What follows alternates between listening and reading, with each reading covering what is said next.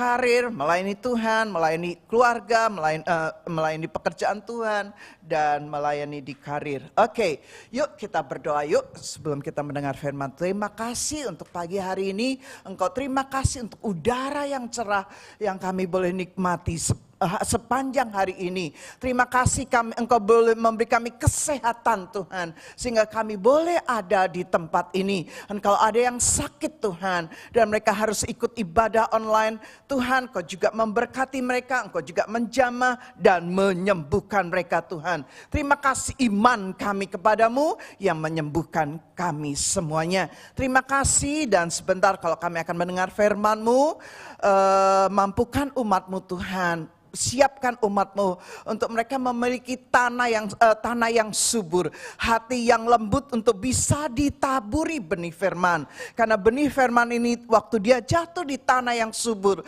waktu benih firman ini ditangkap oleh hati yang benar, hati yang disucikan, maka benih firman ini akan tumbuh 30, 60 bahkan lebih dari 100 kali ganda. Khususnya Tuhan hari ini waktu hamba belajar firman ini, dan sebentar hamba akan sampaikan, biar firman ini bukan hanya sebagai pengetahuan, tapi biarlah firman ini kami menghidupinya. Waktu kami menghidupi kebenaran firman, maka kami akan dimerdekakan dari segala cara berpikir yang salah. Dan yang kedua, kami pun bisa benar-benar mengalami kuasa firman itu waktu kami menghidupinya. Bukan oleh kuat dan gagah kami boleh menghidupinya, tetapi semuanya karena kuat kuasa Roh Kudus-Mu saja. Terima kasih Tuhan, dan hamba percaya urapan-Mu juga sudah ada atas hidup hamba-Mu, dan hamba-Mu adalah hamba yang tidak berguna. Hambanya melakukan apa yang Engkau suruh hamba lakukan Tuhan, dan segala pujian kemuliaan hanya bagi-Mu saja. Terima kasih Tuhan, demikian juga umat-Mu. Urapi setiap umat-Mu yang mendengar kebenaran firman-Mu, dan mereka mempersiapkan hati yang menjadi tanah yang subur, untuk akhirnya mereka boleh bertumbuh, firman itu berbuah dengan indah dalam kehidupan kami. Setiap umat Tuhan yang diberkati dan yang siap melakukan kebenaran firman, boleh sama-sama katakan amin. Oke, tadi saya ngomong belum selesai, dan Yosia Yusuf Senin akan mengajar City to City Indonesia di Bali. Bukan dia saja, waktu dia mengajar, kemudian dia juga diminta oleh City to City Indonesia untuk menjadi salah satu founder.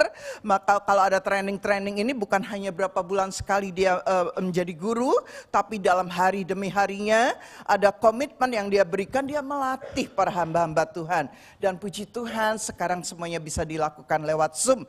Nah, waktu dia dapat tugas itu, dia nggak lupa temannya ya yang ada di Melbourne, yaitu Pastor Ferdinand Haratua, dan dia pun mengajak Pastor Ferdinand untuk mengajar sama-sama.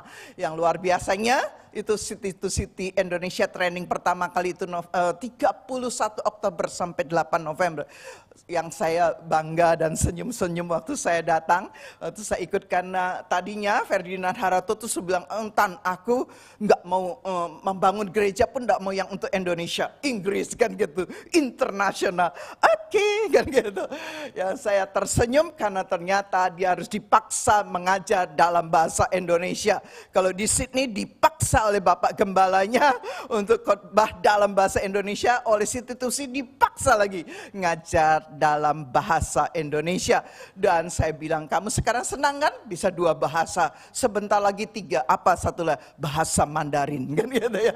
Haleluya. Nah, itu sebabnya, tapi hari ini mulai Jumat malam kami cuma berdoa, kami mengutus, kami doakan Yosia, karena Jumat ada yang penerbangan dari Sydney ke Jakarta langsung ke Halim Perdana Kusuma untuk naik train. Kami aja belum naik train yang namanya WUS kan gitu.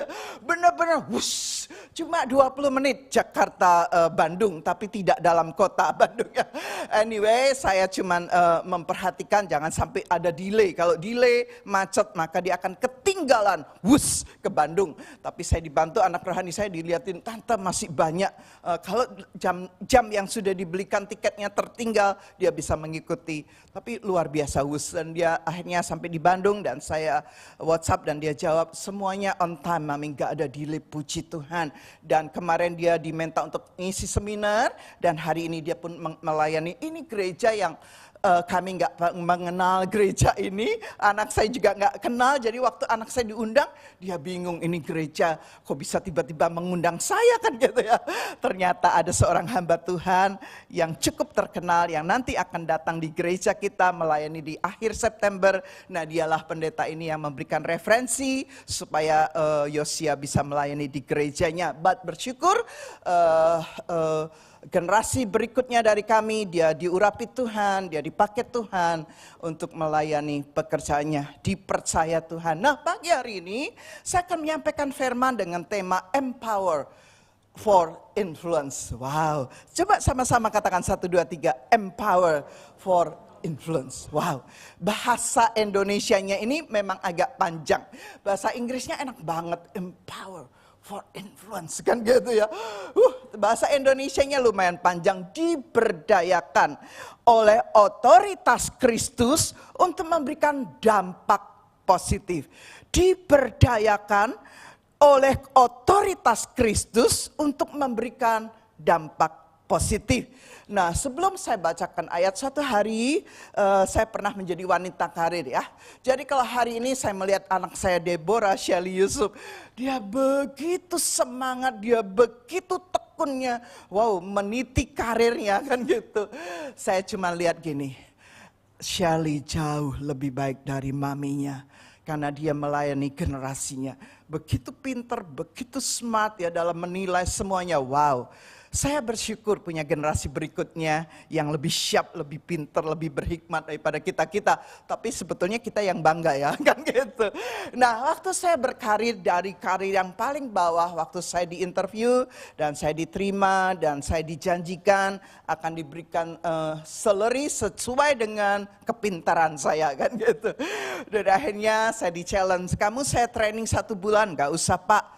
1 minggu, yang benar 1 minggu cukup Pak, saya akan menguasai pekerjaan yang saya akan Bapak berikan kepada saya. Dan benar 1 minggu saya sudah menguasai dan akhirnya saya diutus di sebuah anak company dan akhirnya sampailah akhir bulan.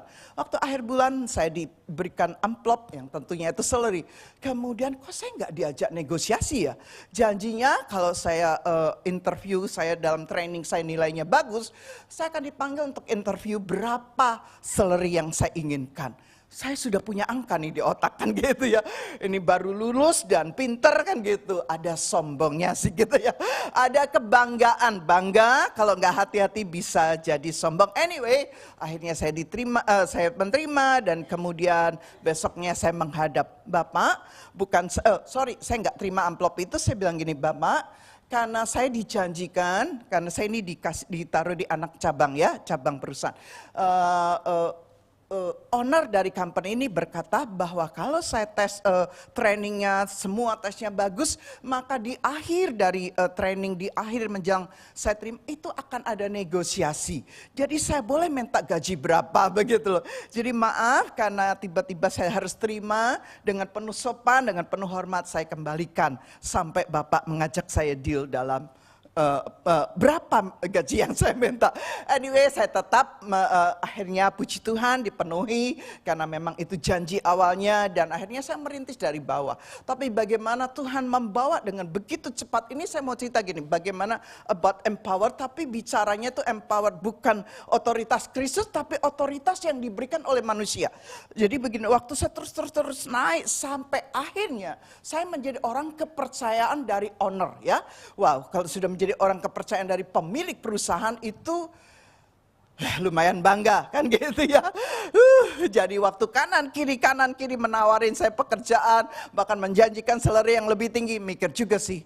Terus saya pikir-pikir lagi, nanti saya punya bos baru. Sudahlah, sama saja. Sudahlah, saya setia aja di company ini sampai Tuhan memanggil. Nah, anyway, semakin saya dipercaya, suatu hari saya ulangi, ini otoritas manusia, otoritas owner dari company yang saya bekerja.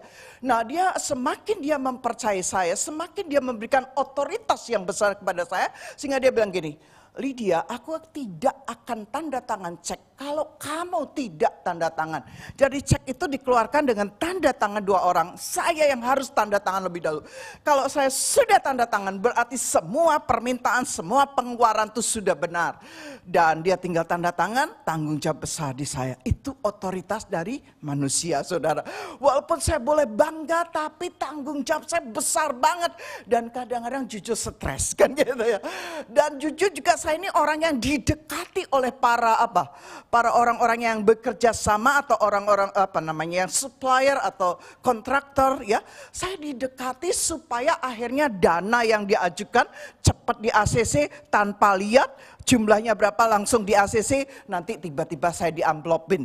Kalau saya diberikan amplop oleh orang-orang tersebut, karena saya sudah dipenuhi gaji saya dengan cukup oleh bos saya, maka saya akan bilang gini, Bapak dengan penuh hormat, saya kembalikan amplop ini.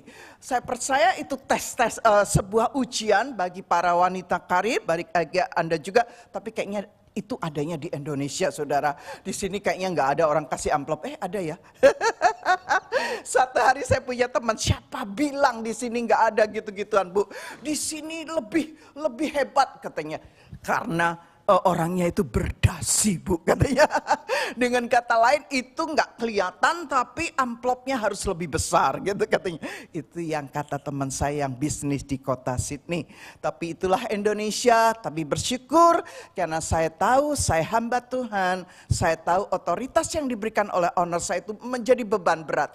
Beda dengan otoritas yang Kristus berikan. Nah, pagi hari ini saya akan menyampaikan otoritas Kristus untuk memberikan untuk Anda dan saya menjadi dampak. Nah, yuk kita baca ayatnya. Matius 28 ayat yang ke-18. Baca yuk sama-sama yuk. Baca ya sama-sama ya. 1, 2, 3.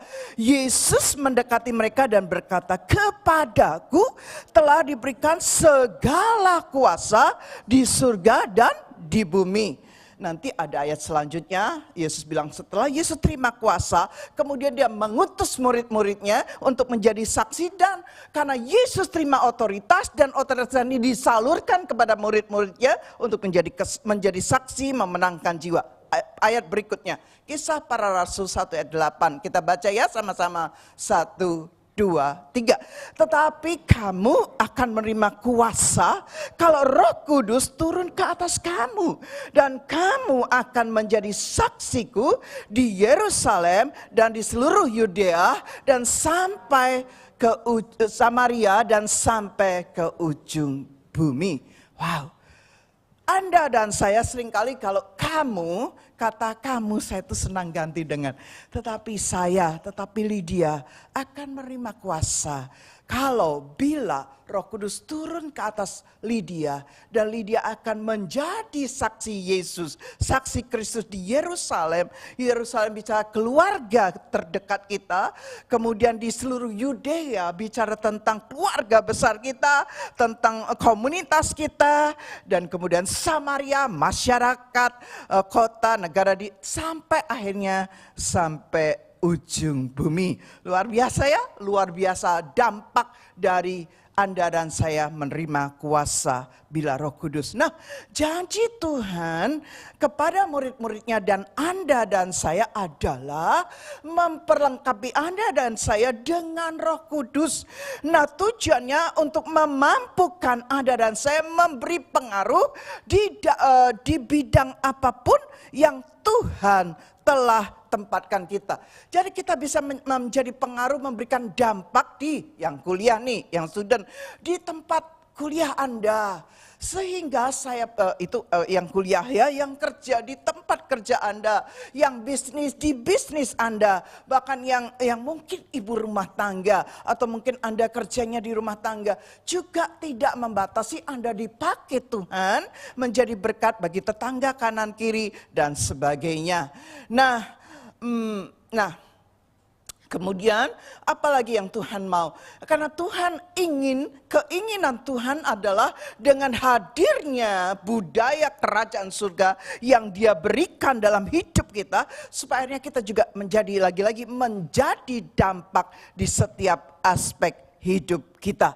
Nah, yang terakhir, janji Tuhan kepada Anda dan saya adalah yang terakhir dalam janji Tuhan. Ini bisa terjadi apabila Anda dan saya menjadi saksi Kristus yang berdampak positif dalam segala bidang kehidupan dimanapun Anda dan saya berada. Nah, saya tadi ulangi firman Tuhan pagi hari ini. Yuk kita hidupi. Waktu kita menghidupi firman, maka hidup kita tuh berguna banget. Saya berkata, tidak ada orang yang bilang gini, even Anda cuma di rumah, tetap Anda bisa jadi berkat bagi tetangga-tetangga Anda. Tetap Anda bisa jadi berkat bagi seluruh keluarga Anda. Jadi tidak ada orang anak Tuhan yang berkata, hidupku tidak berguna. Oke? Nah, kita perlu diberdayakan oleh otoritas Kristus untuk memberi dampak positif. Saya ulangi ya, Anda dan saya perlu diberdayakan oleh otoritas Kristus untuk memberikan dampak positif. Nah, kita tidak akan mampu kalau tidak mengandalkan Tuhan melalui kuasa Roh Kudus-Nya yang memberi kita kuasa dan otoritas. Lanjut, dan kita tidak di dalam Sakarya 4 ayat ke-6, baca yuk sama-sama 1, 2, 3. Maka berbicara Sakarya, katanya, inilah firman Tuhan kepada Zerubabel, bunyinya bukan dengan keperkasaan dan bukan dengan kekuatan, melainkan dengan Rohku, dengan Roh Tuhan, dengan Roh Kudus, firman Tuhan semesta alam. Wow. Not by might, not by power, but by the Spirit of God. Wow, kita punya kekuatan, kita punya kuasa, bukan dengan kekuatan manusia kita, tapi semuanya datang dengan kekuatan yang berasal dari Roh Kudus, Roh Tuhan. Nah, orang-orang yang ada di sekitar kita akan merasakan kehadiran Anda dan saya yang memberikan. Jadi seringkali waktu kita menghidupi firman ini dan kita menerima otoritas ini, Kristus ini, maka waktu kita hadir di suatu tempat, dimanapun Anda dan saya hadir, kita akan jadi dampak. Kehadiran kita bisa menjadi jawaban bagi banyak orang, menjadi solusi bagi permasalahan mereka ya, dan membawa perubahan di sekitar kita ke arah yang lebih baik, bahkan ke arah yang Tuhan inginkan. Dan ini semua ada di dalam kekuatan dan kuasa dan otoritas Tuhan. Nah, sekarang biar lebih jelas apa sih yang dimaksud dengan diberdayakan atau dimampukan. Ini berarti bukan karena kehebatan Anda dan saya, tetapi karena Tuhan. Oleh sebab itu kita harus berserah total kepada Tuhan. Lanjut dikatakan otoritas dan kemampuan datang dari pemilik kuasa. Siapa pemilik kuasa? Yaitu Yesus Kristus. Allah sudah memberikan otoritas semuanya di surga, di bumi kepada Yesus. Dan Yesus memberikan kepada murid-muridnya termasuk Anda dan saya. Sehingga kita bisa punya otoritas, kita bisa juga punya kemampuan untuk memberkati sekitar kita.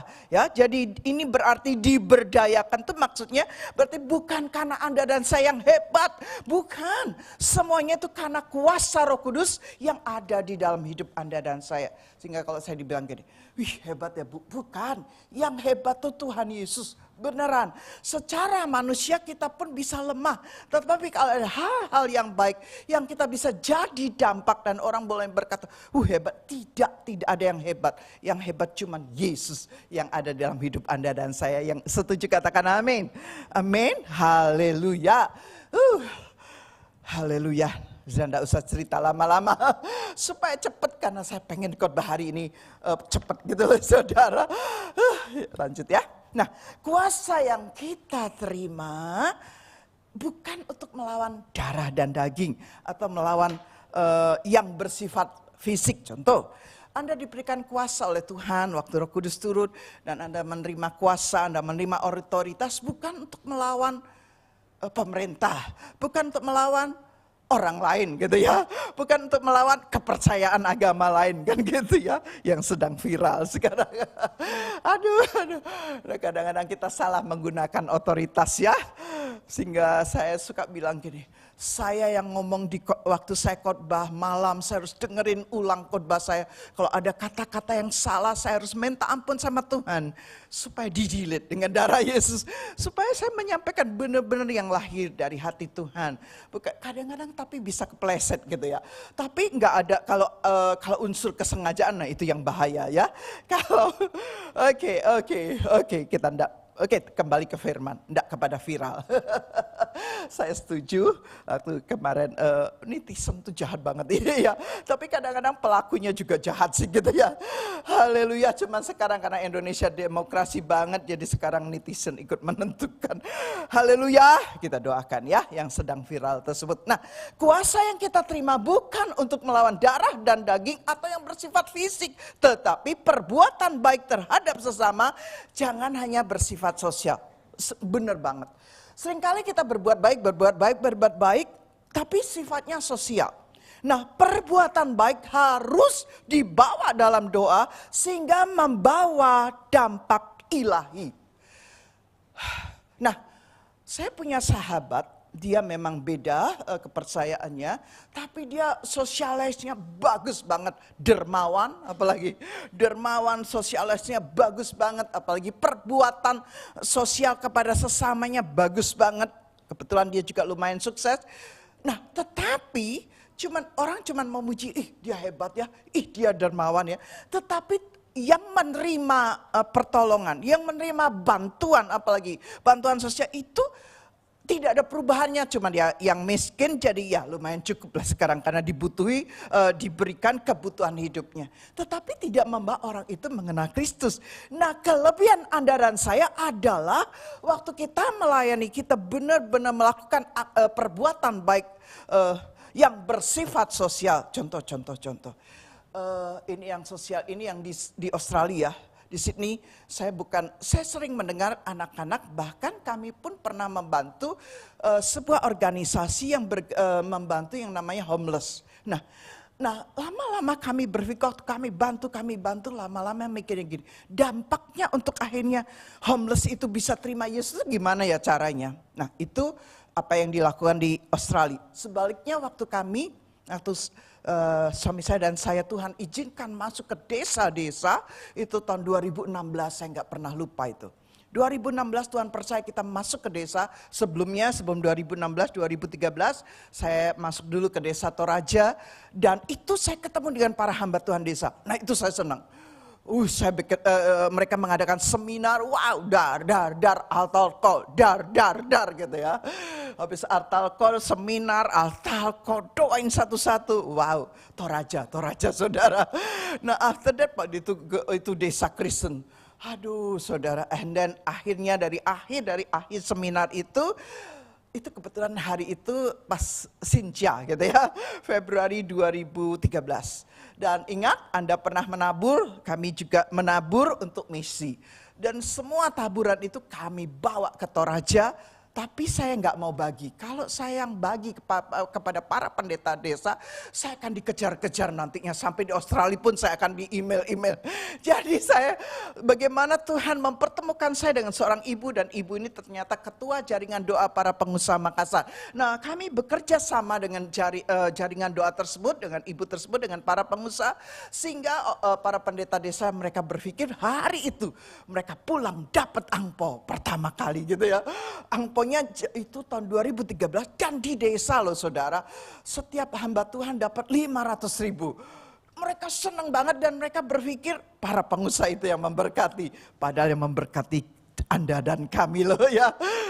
Nggak usah ngomong, kalau kami yang memberkati nanti saya dikejar-kejar. Jadi harus pakai sebuah bijaksana ya. Akhirnya mereka taunya para pengusaha, pada para pengusaha nggak keluar duit apa-apa. Mereka hanya keluar duit untuk sewa bus karena kita rombongan ke desa Toraja. Nah itu, kemudian akhirnya Tuhan bawa kami, 2013 saya ke Toraja, kemudian 2016 itu ke desa-desa terpencil. Itu dulu desa Kristen, sekarang jadi desa yang lain. Nah kami datang, kami bikin seminar, malam KKR, seminar KKR. Setiap kali kami mengadakan seminar dan KKR, itu tuh habisnya ratusan juta saudara. Nah memang saya nggak gini, mana rinciannya, enggak lah saudara. Kan gitu. Mereka bilang, kami senang loh pelayanan sama Bapak dan Ibu. Kenapa? Kami tidak perlu keluar biaya, Sydney Makassar kan gitu. Kemudian kami tidak perlu kasih persembahan, lanjut bahkan ikut nabur lagi dan jumlahnya cukup besar kan gitu. Jadi setiap kali kami bikin seminar KKR itu setiap kali itu ratusan juta. Saya cuma nanya, kenapa besar banget ya? Itu bisa 300, 400, kenapa besar banget? Oh ada, ternyata di akhir, jadi kalau pagi itu seminar, kemudian lunch, after lunch kami harus istirahat sebentar, dan sore itu KKR di lapangan. Sewa lapangan mahal, bayar semua orang-orang yang punya jabatan di desa itu lanjut. Hari terakhir atau malam terakhir KKR, itu ada daya tariknya saudara. Hadiah pertama, sepeda motor Yamaha gitu. Oh ini yang bikin mahal saya bilang gitu. Terus dia bela diri, enggak loh ada yang sponsor loh. Tapi memang sponsornya enggak semua. Ya sepeda motor berapa ya, enggak tahu saya. Saya enggak nanya, cuman wah kenapa harus pakai, di akhir harus ada hadiah sepeda. Kalau enggak gini katanya orang desa enggak mau datang ke KKR. Aduh, nanti ada apa lagi, sepeda motor, sepeda, terus apa lagi, TV, ya ampun, nanti apa lagi, handphone. Aduh, ya sudahlah, dia ngotot itu caranya approach orang desa, ya sudah. Memang banyak sih yang datang, di lapangan itu penuh banget. Hujan pun mereka tetap stay. Tapi saya percaya mereka stay waktu hujan itu bukan karena hadiah itu, karena itu malam pertama, saudara. Hadiahnya malam terakhir kok. Mereka nggak keluar dari lapangan, ternyata lewat ujian juga, lewat hujan, angin deras. Hujan deras, angin, dan hari itu malam itu katanya para penjual yang jual payung sama jual jas hujan plastik laku keras ya. Ya kita membawa berkat ya bagi yang jual payung dan jual jas hujan plastik. Nah anyway, itu kami 3 kali dalam 1 tahun dan kita itu aduh. Antara yang kami tabur, bukan kami hitung-hitungan, tapi kami lihat begini, kalau malam tuh KKR, saya bagian altar kosong, saya bahkan yang doa kesembuhan kan gitu. Khotbah, ada. Saya panggil suami saya, doain orang-orang sakit dan pada sembuh saudara. Nah terus kelepasan, teriak-teriak. Semakin saya senang, semakin semangat melayani. Tapi kemudian saya berpikir, jiwa-jiwa yang bertobat terima Yesus itu siapa yang menggembalakan? Karena sementara pagi kami bikin seminar, para pendeta pun perlu dilayani saudara. Jadi saya pikir 3 kali dalam setahun, 3 desa, semakin desa lebih dalam lagi, lebih. Saya pernah cerita ya, nggak ada air dan ya yang aneh-aneh begitu, Tapi anehnya kok saya bisa loh saudara. Aduh itu benar-benar yang namanya kasih karunia. Kalau saya mikir saya nggak mungkin itu. Kalau Lidianya yang itu secara fisik nggak mungkin. Tapi saya percaya kasih karunia yang memampukan saya bisa hidup di desa yang seperti itu. Ya anyway akhirnya, nah ini waktu kami berdoa dan akhirnya so kan gitu. Bukan lagi-lagi bukan hitungan, tapi kita harus bijaksana. Karena bagaimana menjangkau jiwa-jiwa ini loh yang kami pikirkan. Sehingga membawa dampak ilahi. Dan akhirnya saya cuma diskus sama suami bersama panitia, bersama tim para pengusaha. Mereka mungkin lebih cermat dalam menilai semuanya. Dan akhirnya mungkin sementara kami stop dulu. Kan gitu ya. 2016 3 desa, terlalui 2017 istirahat, 2016 migran vertigo saya mulai nongol. Sehingga saya bilang Tuhan izinkan saya sembuh total dong Tuhan. Dan kalau ditanya, dan saya kepengen masuk ke desa lagi tapi dengan sebuah cara yang benar-benar supaya akhirnya kita bisa memberikan dampak ilahi. Lanjut. Nah, yuk kita baca sama-sama ya. Orang-orang akan merasakan sesuatu yang berbeda. Ada damai sejahtera, ada semangat, ada motivasi untuk semakin bertumbuh ke arah Kristus dalam kebenaran. Yuk kita baca quote ini. Baca sama-sama ya, 1, 2, 3. Dengan selalu memandang kepada Yesus, maka segala keberadaan kita ada di dalam otoritas Kristus Sang Raja. Dan dialah yang memberi otoritas serta memampukan Anda dan saya bertindak sesuai dengan kehendak Kristus. Itulah yang disebut Christ Center Life. Hidup yang berpusat pada Kristus.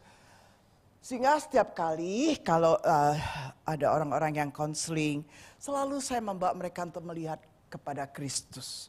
Waktu Anda melihat kepada Kristus, maka segala persoalan Anda, segala apalagi persoalan Anda, segala sifat buruk Anda, apalagi segala keputusan salah Anda, apa saja yang jelek-jelek dalam hidup saudara, waktu kita memandang kepada Yesus Kristus, maka segala keberadaan kita yang tidak layak ini, segala keberadaan kita yang masih penuh dengan dosa, penuh dengan kelemahan secara daging, ada dalam otoritas Kristus Sang Raja, dan dialah yang memberi Anda otoritas dan memampukan Anda dan saya bertindak sesuai dengan kehendak Tuhan. Itulah yang dikatakan Christ Center Life. Hidup yang berpusat kepada Kristus. Nah, kemarin kami baru bertemu dengan seluruh tim PW lengkap. Cuman selengkap-lengkapnya tetap banyak yang gak bisa datang. Ada yang gak datang karena keluarganya datang. Ada yang gak datang karena mereka sedang holiday. Kemudian apalagi gak datang karena mereka harus bekerja. Anyway, tetap banyak juga walaupun tidak lengkap. Nah, dan kami memberikan sebuah arahan. Kalau tadi Anda dengar pujian-pujian jadul ya, lagu jadul. Saya tadi bilang lagu jadul itu zaman dulu. Itu tuh powerful loh saudara. Nah kadang-kadang kita diprotes sama yang baru-baru, yang generasi yang lagunya ya. Tetapi kadang-kadang lagu jadul itu mantap banget gitu ya. Bagi Anda dan saya yang setiap Senin, Rabu, Jumat mengikuti, bahkan enggak Senin pun Anda bisa mengikuti pujian penyembahan yang dibawakan oleh Pastor Weliar Keuntua. Saya diberkati banget. Pokoknya lagi susah, lagi banyak beban dengarkan pujian penyembahan. Maka Anda akan diberkati dan hati Anda dilembutkan. Anda akan menikmati kekuatan yang baru. Nah kemarin gembala Anda mendeklar bahwa gereja ini menjadi benar-benar Christ Center Church. Gereja yang berpusat kepada Kristus. Sebetulnya sudah diumumkan, cuman lebih diperjelas. Gereja yang berpusat kepada Kristus. Sehingga tetap melibatkan kuasa Roh Kudus di dalam pelayanan kita. Karena saya tahu tanpa kuasa Roh Kudus, kuasa Roh Tuhan diimpartasikan dalam hidup kita, kita pun seringkali gagal. Jadi kalau ada orang gini, contoh ya, pada waktu saya menyampaikan firman, saya tahu otoritas Tuhan sedang diberikan atas hidup saya. Tapi waktu saya turun dari mimbar, saya menjadi saya yang namanya manusia biasa kan. Sekarang juga manusia biasa. Maksudnya saya menjadi orang yang penuh kelemahan. Tetapi bukan berarti saya mengizinkan kelemahan saya untuk terus menguasai saya. Kalau dulu waktu pertama kali melayani Tuhan, mungkin kelemahan saya banyak. Semakin melayani Tuhan lebih dan lebih dan lebih lagi, tentu kelemahan akan semakin berkurang-kurang. Itu yang Yesus katakan, bila Anda dan saya semakin berkurang-kurang. Dan yang bertambah apa? Kristus yang semakin bertambah-tambah dalam hidup kita. Yang setuju sama-sama katakan amin. Saya lihat anak saya datang lagi. Ricky, Esther dan anaknya yang ganteng ya. Haleluya. Sukacita loh. Sebentar ini jadi nyinggung sebentar kebetulan lihat Ricky. Sebagai gembala di tempat ini kan kita tuh kalau orang nanya gini. Bu, Pak, berapa tahun Anda sudah melayani di Sydney? Supaya saya itu tetap semangat. Saya jawabnya gini, baru 27 tahun. Dia bilang, hah 27 kok baru? Supaya saya tetap semangat. Beda loh, sudah 27 tahun. Enggak, saya bilang baru. Waktu saya bilang baru 27, itu membuat saya semangat untuk 28 tahun. Untuk saya semangat untuk 29, 30. Bahkan sampai Tuhan mengangkat kami kami tetap melayani. Cuma nanti pasti ada perubahan yang kami harus lakukan. Enggak jadi gembala seumur hidup, enggak ya. Nanti ada hal-hal perubahan yang akan dalam waktu Tuhan dengan cara Tuhan akan. Nah, tapi sebuah sukacita. Kalau anak-anak yang dulu bersama kami, waktu contoh ya, kalau Ricky kan sudah pindah ke Sydney ya. Dan dia, Ricky, Esther dan anaknya udah pindah Sydney. Ada yang kemarin datang dari Semarang, dia khusus, dia datang dengan keluarga besarnya, dia khusus sendiri datang. Dia bilang, Tan, aku udah bisa datang sama bojo, anak, semua lengkap katanya. Mama, papa, semua lengkap. Jadi aku sendiri datang ketemu om tante. Kami cuman ketemu sebentar dan dia didoakan dan itu ada di Instagramnya soalnya. Dan selanjutnya, nah dia senang, kami pun senang saudara. Haleluya, bisa menjadi berkat bagi hidup mereka. Karena kalau 27 tahun berarti sudah berapa generasi yang kami layani ya. Dan benar jujur udah banyak anak-anak, bahkan mereka berkata gini, kami bisa seperti ini hari ini karena kami tertanam di gereja, di bawah penggembalaan om dan tante. Terus kami jawab, kami bisa menjadi orang tua rohani Anda. Semuanya karena anugerah Tuhan. Dan semuanya karena Kristus yang memampukan kami. Tetap ada yang gak suka kami saudara. Ya, sudahlah yang gak suka itu kami melihatnya sebagai cara Tuhan membentuk kami untuk tetap rendah hati. Amin. Cara Tuhan untuk memunculkan karakter Kristus dalam hidup kami. Karena dalam hidup tuh tidak semua orang suka dengan kami, betul? Ya nggak apa-apa, yang nggak suka harus lebih dikasih, kan gitu. Karena Yesus bilang, kasihlah musuhmu, kan gitu.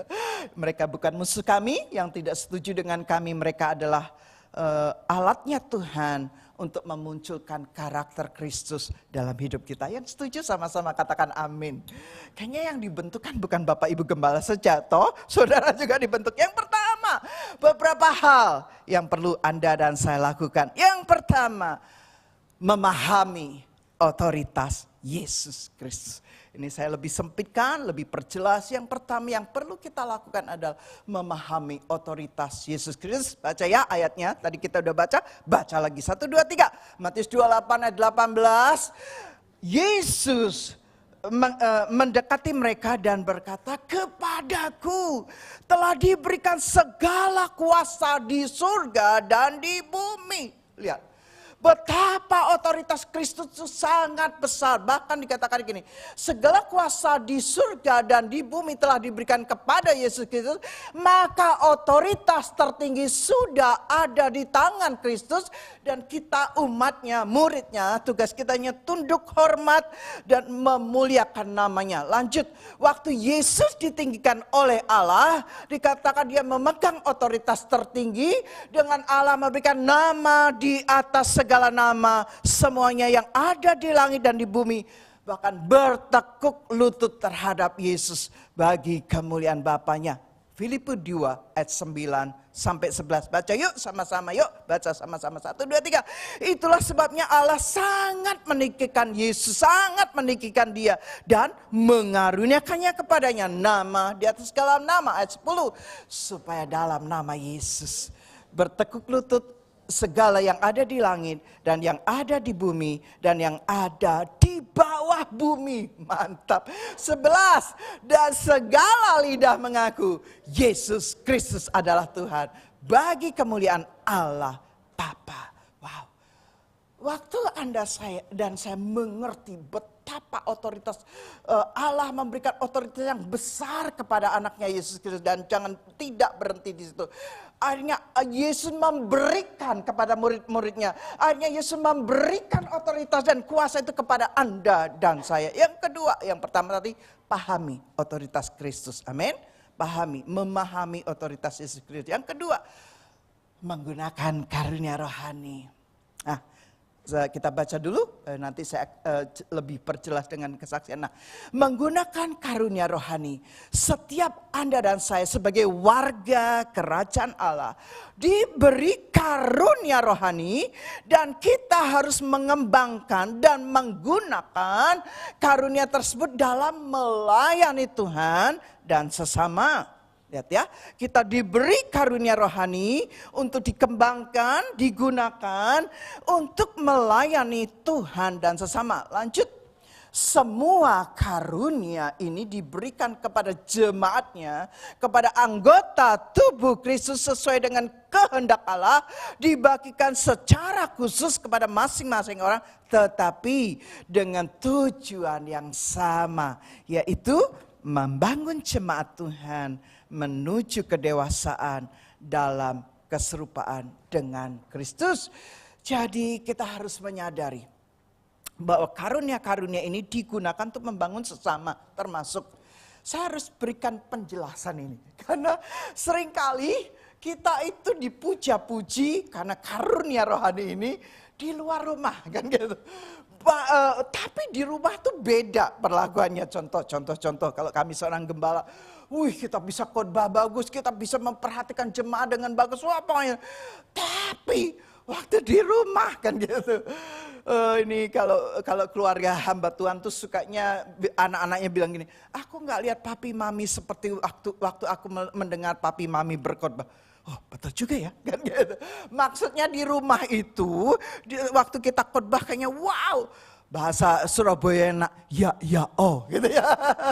Kayak gitu, wah hebat banget. Tapi di rumah kita nggak bisa jadi saksi. Nah, saya reminder hari ini, waktu Tuhan memberikan kita otoritas, memberikan kita karunia rohani, digunakan untuk membangun sesama. Yang pertama termasuk keluarga inti.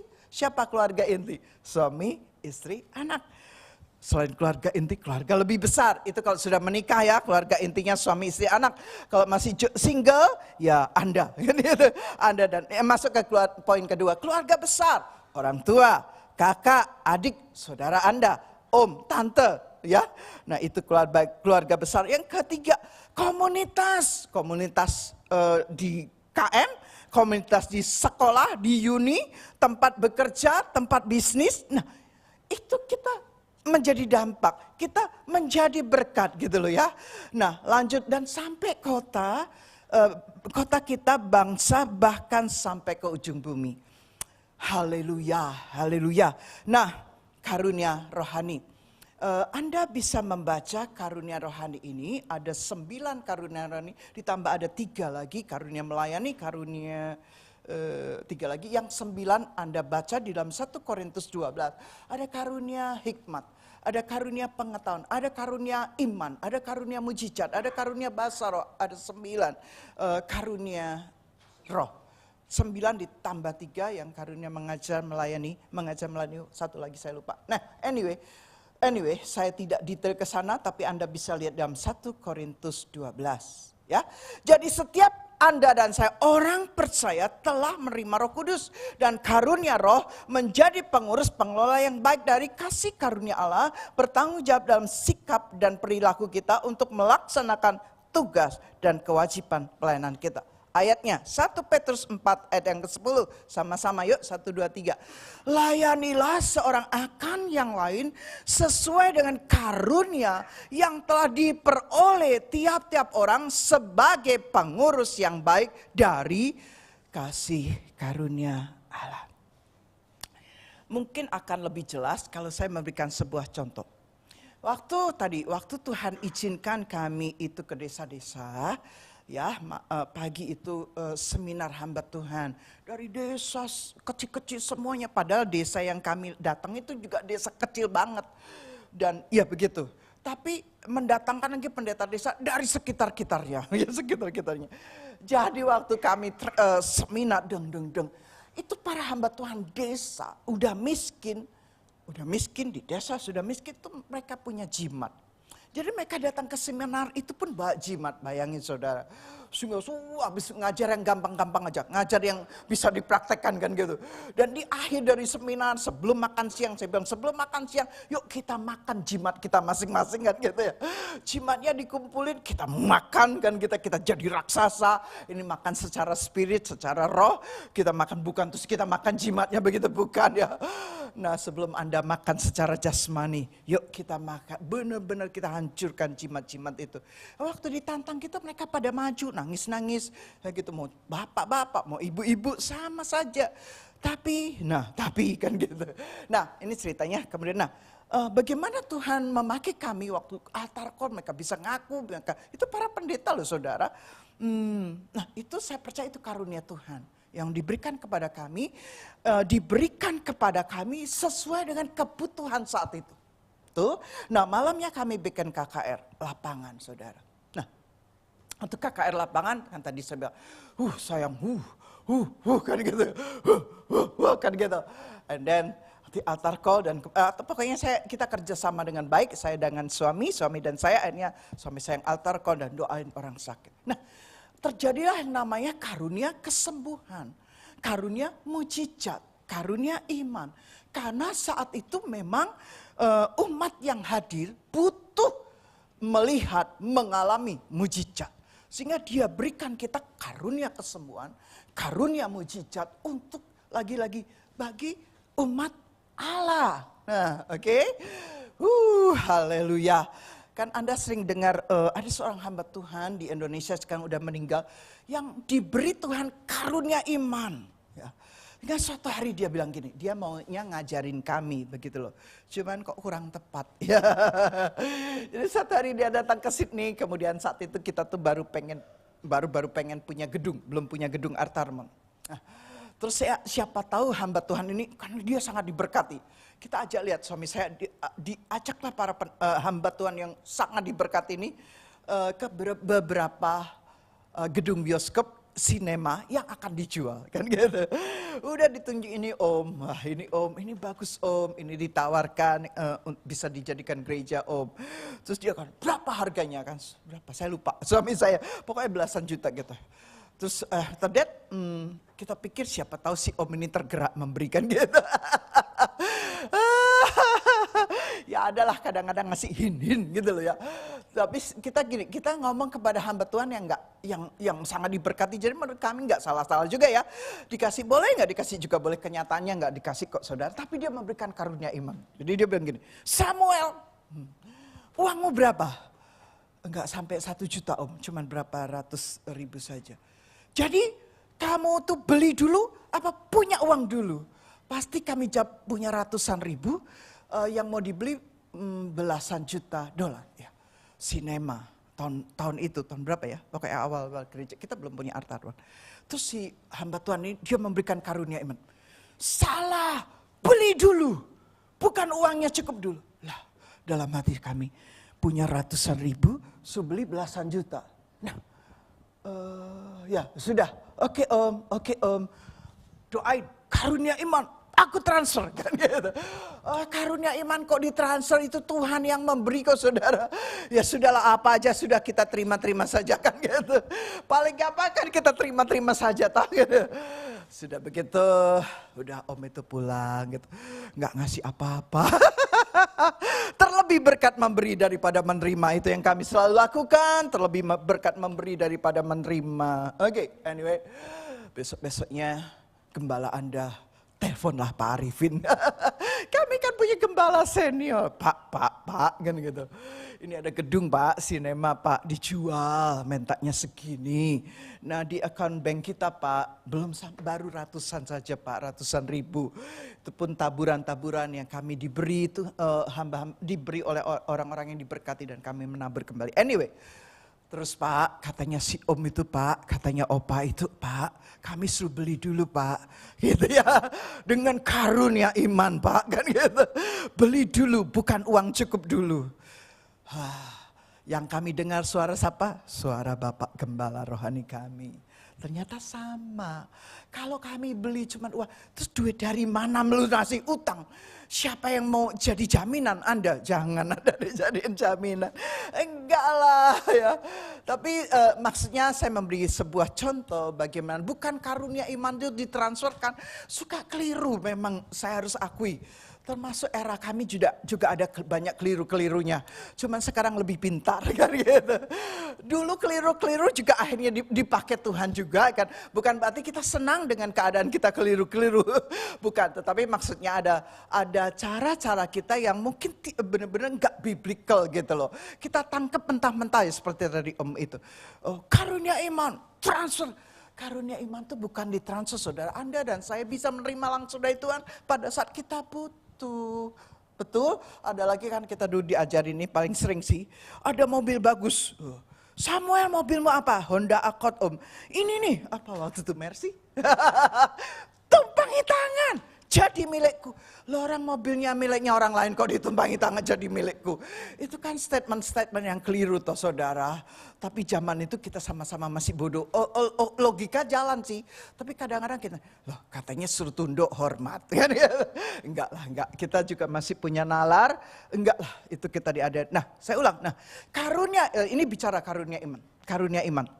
Suatu hari kalau saya itu sudah dalam keadaan sumpek judek, apalagi sumpek judek stres, apalagi siapa yang pernah gitu kan gitu, sering. Nah, walaupun hamba Tuhan sering loh begitu. Nah anyway, kami harus punya suatu saat, suatu tempat di mana kami curhat kepada Tuhan. Nah, kalau sudah curhat kepada Tuhan lewat doa ya khususnya, kemudian pernah nggak Anda kehabisan kata-kata? Sering. Nah, waktu Anda kehabisan kata-kata, apa yang keluar dari mulut Anda? Nah, saya beri kesaksian hidup saya. Pada waktu saya sudah kehabisan kata-kata manusia, kata-kata pengetahuan, maka yang keluar dari mulut saya adalah bahasa roh. Karena waktu saya udah kayaknya gini, udah nangis bombay, udah kehabisan kata-kata, cuman yang keluar tuh bahasa roh saudara. Nah tapi waktu saya saya berbahasa roh, itu dari mana tiba-tiba kekuatan Allah saya nikmati. Wow, amin. Itu bukan karena bahasa akal budi, tapi saya percaya ada kuasa Roh Kudus yang memampukan saya, yang memberikan otoritas kepada saya untuk keluar lebih dari pemenang. Itu loh saudara yang dimaksudkan dengan diberdayakan oleh otoritas Kristus. Nah lanjut ya. Saya pernah kasih kesaksian, ini saya ulangi lagi. Waktu kasih kesaksian kemarin kurang lengkap, nah, tapi pernah ada yang dengar lengkap. Suatu hari itu yang pasti tanggal 15 Januari. Tahunnya kalau saya tidak salah tahun 2016. Saya itu jalan malam memang salah, 15 Januari itu Sabtu malam. Nah paginya karena 15 Januari tentu bacaan Alkitabnya Kejadian 15. Ayat 1 bagaimana Allah berbicara kepada Abraham, akulah Allahmu. Wow, itu janji Allah kepada Abraham itu mantap banget. Itu saya terima Anda. Terima, yes. Waktu saya baca bacaan Alkitab Kejadian 15. Anyway, malam minggunya mau, itu Sabtu ya, 15 Januari, minggunya pelayanan. Sabtu setelah semuanya, aduh kan ada masa di mana pengen refreshing. Nah karena saya mengikuti, nah ini akibat niru-niru, mengikuti media sosial anak rani saya, dia kalau lari itu malam. Jadi malam itu ya betul juga, dokter saya juga, Bu supaya bisa tidur malam tuh ibu bikin capek kan gitu. Malam hari itu saya jalan cepet, saya dengerin pakai earphone, saya dengerin khotbahnya seorang hamba Tuhan ya. Kalau dia khotbah itu gitu dimarah-marahin, tambah dimarahin jalan saya tambah cepat kan gitu. Ya, siapa yang pernah dengar gitu ya, begitu dia khotbahnya marah-marah, saya jalannya lebih cepat. Ini hamba Tuhan senior saudara yang memang hobinya kalau khotbah marah-marah kan ya. Sekarang sudah enggak. Sekarang sudah menurun karena sudah tua. Anyway, tiba-tiba saya lihat ke belakang, seorang bule dengan hanya pakai celana Superman kan gitu. Celana dalam saja dan gak pakai baju dan tinggi besar. Dan dia mengejar saya, begitu saya lihat pasti saya lari. Kan? Betul? Waktu saya lari tiba-tiba dia sudah tinggal saya ditangkap. Itu saya sudah gak punya bahasa manusia. Bahasa akal budi udah berhenti. Yang keluar apa? Bahasa roh. Waktu saya berbahasa roh, saya tunjuk matanya, saya tunjuk benar-benar matanya saya lihat. Dan saya tunjuk dan saya berbahasa roh, dia takut saudara. Dia sebetulnya tinggal tangkap saya kok. Tapi anehnya gak nangkap. Terus saya kan teriak, help me, kan gitu sekenceng-kencengnya. Saya berharap ada orang yang keluar, tidak ada. Sehingga dia jawab lagi, no one help you. Orang gendeng kan gitu. Dan sampai muterin saya gitu, dia muterin saya terus mundur, saya mundur, dia terus kelilingi. Ini apa lagi? Saya mau cerita bagaimana karunia iman Anda pun bisa terima. Setiap Anda dan saya diberi otoritas, diberi karunia rohani yang kita bisa lakukan dalam kehidupan kita sehari-hari. Nah, itu benar-benar tidak punya kekuatan secara manusia. Saya udah tinggal ditangkap, saudara. Aduh, terus saya apa lagi? Oh, teriak, "Police, help me." Udah tetangga nggak ada yang keluar, "Police." Ya, sudah nggak ada. Apalagi saya sambil dengerin. Waktu saya terus berbahasa tuh hikmat tuh keluar. Tiba-tiba ada hikmat, saya bisa bayangkan Elia yang minta api diturunkan. Jadi untuk membakar persembahan, betul? Sehingga saya bilang, "Fire, come down," gitu. Sambil mata telunjuk begini, tetap tunjuk ke bahasa roh. Kemudian bahasa akal budi keluar, bahasa Inggris, fire. Itu menggelegar karena dekat dengan pak ya. Berkali-kali sampai akhirnya fire. Dia bergoyang tapi tetap mengelilingi saya. Terus, apalagi Tuhan, apalagi. Saya bahas apalagi. Lihat, saya mau bilang waktu dalam keadaan tertekan, karunia roh akan Tuhan berikan kepada Anda dan saya. Yang mengerti katakan amin. Saya bicara ini bukan hanya ngadepin orang gila atau apa, bukan. Dalam kehidupan sehari-hari Anda bisa mengalaminya juga. Nah, anyway, akhirnya terus saya bilang, waduh, kok terus apa ya? Tiba-tiba hikmat lagi turun, suruh duduk gitu ya. Sudah dia kepanasan, sekarang dia suruh duduk ya. "Sit down please," gitu. Tunjuk duduk di aspal sini loh ya. Dengan power, dengan kuasa Roh Kudus yang Tuhan berikan, dengan otoritas Tuhan. Malam itu dia duduk akhirnya saudara. Setelah duduk tak tunjuk lagi. Dengan bahasa roh saya tunjuk dia supaya dia jangan bangun dan tidak bisa bangun. Sampai saya ngos-ngosannya hilang. Dan saya jalan balik ke rumah saudara kan gitu. Lagi sekali itu diberikan pada waktu saya benar-benar dalam keadaan yang memang membutuhkan. Saya ulangi saudara, Anda pun bisa melakukannya. Apa saja. Kalau ditambah lagi, saya itu paling takut rasa sakit. Contoh, aduh siapa ibu-ibu yang melahirkan gak ngerasain sakit? Coba angkat tangan. Ada sih tapi langka banget. Waktu dia melahirkan yang kesakitan suaminya. Bener saya gak bohong. Si suami yang kesakitan, si istri tidak mengalami sakit. Wah, pengen dia, tapi nggak bisa ditukar, saudara. Itu karunia tenang. Waktu saya kesakitan, saya cuman berbahasa roh. Waktu saya berbahasa roh, maka kesakitan yang saya alami, loh, kok jadi hilang, gitu loh, saudara. Ya, itu gini. Saya boleh memberikan ini kesaksian. Tidak harus Anda mengalami seperti yang saya alami, betul?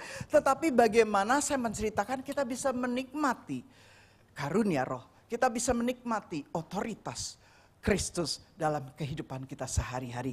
Karena bahasa roh itu menjadi salah satu karunia rohani adalah berbahasa roh. Haleluya. Jadi tadi mempercepat proses kelahiran, buka jalan kan gitu. Dokter kandungannya besok siang dia baru melahirkan, tengah malam Syadi sudah lahir. Itu anak pertama. Jadi dan banyak Anda bisa lakukan dan saya percaya. Yuk kita hidupin kebenaran firman ini. Waktu Anda dan saya hidupi, Anda ngalami, bikin Anda lebih semangat lagi cinta Tuhan kan gitu. Lebih semangat lagi melayani Tuhan. Sehingga waktu ada badai, waktu ada storm, nangis, saya mau bilang. Waktu saya datang ke dokter spesialis saraf, yang kemarin saraf vertigo, apalagi yang goyang-goyang itu. Kemudian saya dikirim lagi spesialis otak, terus saya ngaku jujur. Sebetulnya profesor, ya. Saya harus ngaku jujur apa yang ada di dalam hidup saya yang membuat saya seperti itu. Tapi waktu saya tahu di mana kelemahan saya harus melawannya. Bukan dengan kekuatan saya waktu melawannya. Dengan kekuatan yang berasal dari Roh Kudus. Waktu dengan kekuatan Lydia saya tetap gagal. Tapi waktu dengan kekuatan dari Roh Kudus kita menjadi menang. Yuk yang mana sekarang? Layanilah sudah. Yuk nah yang terakhir.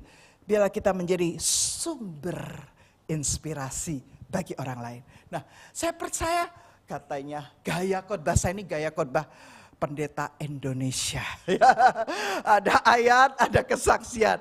Ya, tapi saya bilang kesaksian saya enggak usah ditiru. Tapi saya percaya waktu saya bersaksi Anda pun diberkati dan Anda pun akan mengalami sesuai dengan kebutuhan Anda masing-masing. Nah, yang terakhir menjadi sumber inspirasi bagi orang lain. Setiap orang memiliki potensi untuk mempengaruhi orang lain, betul? Pengaruh tersebut bisa positif, bisa negatif. Biasanya orang yang membawa pengaruh positif akan memotivasi orang lain menjadi lebih baik dan disebut motivator. Orang akan terinspirasi untuk lebih baik dan lebih maju. Ada gereja yang hamba Tuhannya tuh motivator banget. Jemaatnya juga benar-benar ter-encourage dengan punya pemimpin yang motivator. Tapi dia walaupun dia seorang motivator, hamba Tuhan yang dipakai sebagai motivator, dia pun diurapi Tuhan. Sehingga bukan hanya memberkati, tapi ada dampak yang dia berikan kepada umatnya. Selanjutnya, orang yang membawa pengaruh negatif malah menjadi provokator. Yang mempengaruhi dan menghasut orang lain untuk melakukan perbuatan yang buruk, yang jahat, yang negatif. Dan mereka menjadi pembawa masalah dalam komunitas hingga masyarakat. Lanjut yuk. Tuhan Yesus menginginkan setiap Anda dan saya memiliki hidup yang berdampak, membawa pengaruh yang baik dan positif bagi dunia. Dengan kata lain, kita harus mempengaruhi orang-orang di sekitar kita melalui keteladanan hidup yang baik dan menjadi berkat bagi sesama. Tadi saya sudah uraikan, jangan lupa keluarga inti, keluarga besar, kemudian masih komsel, komunitas dan kota kita ya. Prioritasnya perhatikan sungguh-sungguh. Karena saya tidak mau Anda jadi berkat semuanya di luar, tapi keluarga Anda menikmatinya, termasuk warning kepada kami sebagai gembala. Lanjut. Nah, dengan kata lain kita harus mempengaruhi orang-orang sekitar kita melalui keteladanan hidup yang baik menjadi berkat bagi. Lanjut, agar bisa terjadi kita harus memiliki karakter Kristus. Nah, karakter yang muncul tadi saya bilang ada di dalam kehidupan, biarlah ada memang orang-orang yang unfair, yang gak fair, kita diperlakukan unfair. Tapi biarlah kita meresponi semua unfair itu untuk membentuk karakter kita. Amin. Nah, hidup penuh dengan belas kasihan ini yang dimaksudkan. Kita memiliki karakter Kristus, hidup penuh dengan belas kasihan, berintegritas dan hidup dalam kebenaran. 2 Korintus 3 ayat 3, saya akan selesai mengakhiri. Nah, karena telah ternyata bahwa kamu adalah, saya adalah surat Kristus. Baca yuk sama-sama yuk, 1, 2, 3. Karena telah ternyata bahwa saya adalah surat Kristus yang ditulis oleh pelayanan kami, ditulis bukan dengan tinta tetapi dengan roh dari Allah yang hidup, bukan pada loh batu melainkan pada loh daging, yaitu di dalam hati manusia. 2 Korintus 3:3. Baca, ini quote singkat, 1, 2, 3. Keberadaan Anda dan saya sebagai orang percaya di tengah dunia ini adalah sebagai surat Kristus yang terbuka, yang dapat dibaca dan dilihat oleh orang lain. Matius 5 ayat 16. 1, 2, 3. Demikianlah hendaknya terangmu bercahaya di depan orang, supaya mereka melihat perbuatanmu yang baik dan memuliakan Bapamu yang di surga. Kita dapat menggunakan otoritas dan kuasa yang diberikan oleh Kristus bagi kita untuk memberikan dampak positif bagi orang-orang sekitar kita, komunitas dan masyarakat. Kita bangkit beri. Ini bukan hanya tentang kita bangkit beri yuk. Bukan hanya tentang apa yang akan kita katakan, tetapi lebih tentang bagaimana kita hidup berinteraksi dengan orang lain. Dan setiap hari biarlah kita menjadi garam dan terang dunia. Hamba sudah selesai menyampaikan kebenaran firman-Mu. Biarlah kami bukan hanya mendengar. Doa hamba yang pertama, hamba pun menghidupi firman yang hamba bagikan hari ini. Setiap kami Tuhan, kami mau Engkau berdayakan oleh otoritas Kristus. Supaya kami bisa menjadi dampak Tuhan. Keberadaan kami dimanapun kami berada. Mungkin pada saat kami di rumah, pada saat kami bekerja, pada waktu kami kuliah, pada waktu kami bisnis, pada waktu kami bahkan belanja di mall pun. Kami bisa menjadi dampak bagi orang-orang yang kami kenal. Terima kasih. Semuanya bukan karena kami hebat. Semuanya bukan karena kekuatan kami. Semuanya karena kuat kuasa Roh Kudus-Mu. Terlebih Engkau sudah memberi contoh yang sempurna. Engkau mati di kayu salib. Engkau menjadi semua yang jahat, yang jelek Engkau tebus. Kami menjadi orang yang Engkau benarkan, orang yang Engkau ubahkan, orang yang Engkau benarkan, Engkau urapi dan Engkau kasihi. Karena Engkau sudah menggantikan posisi kami yang jelek-jelek itu Tuhan. Pagi hari ini waktu kami makan dan minum tubuh dan darah-Mu, kami mengingat pengorbanan-Mu. Mata kami terus tertuju kepadamu Tuhan. Pada waktu gagal, kami tidak memblame diri kami. Tapi pada waktu kami gagal, kami memandang pengorbanan-Mu Tuhan. Engkau sudah menanggung semua kegagalan kami. Dan kami hanya menerima semua yang terbaik. Otoritas Kristus di dalam hidup kami. Terima kasih Tuhan. Persekutukan roti dengan cawan, dengan tubuh-Mu Tuhan. Waktu kami makan minum, kami jadi berkat, menjadi kekuatan. Persekutukan cawan anggur dengan darah-Mu. Waktu kami makan minum, kami menerima kesembuhan. Kami menerima hati yang diperbaharui. Terjadi dalam nama Yesus. Terima kasih Tuhan. Terima kasih. Biarlah setiap kami minta ampun. Kalau kami berdosa, kami minta ampun. Dan kami akan makan dan minum. Bukan jadi kutuk, tapi jadi berkat Tuhan. Terima kasih di dalam nama Yesus. Kami akan